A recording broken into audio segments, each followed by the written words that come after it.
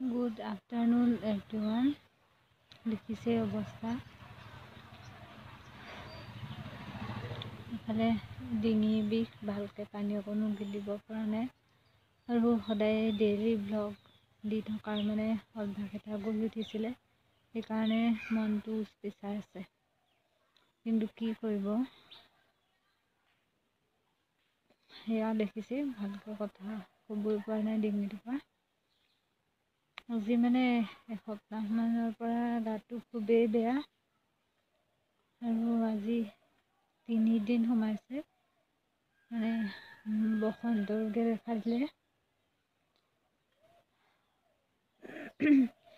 আৰু যাৰ কাৰণে কম্পিউটাৰ ক্লাছলৈও যাব পৰা নাই, টিউচনলৈও যাব পৰা নাই আৰু ঘৰৰ পৰা ওলাই মেলি যাব নোৱাৰা কাৰণেই ডেইলি ব্লগ দিব পৰা নাই।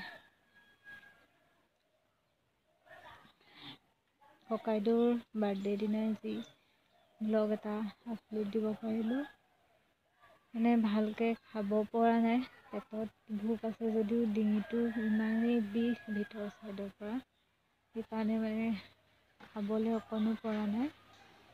ভালকৈ সুস্থ হৈ লওঁ, ভালকৈ চিকিৎসা কৰি তাৰপাছত আকৌ পুনৰ নতুন উদ্যমেৰে মই ডেইলি ব্লগ বনাম, আপোনালোকৰ মাজত আপলোড দিম আৰু আপোনালোকেও ভালকৈ যাতে মই আৰোগ্য হৈ উঠোঁ প্ৰাৰ্থনা কৰিব। আৰু ক'বলগীয়া একো নাই, যথেষ্ট বেয়া গাটো, ইমানখিনিয়ে কৰোঁ। আপোনালোকো যাতে ভালে থাকে।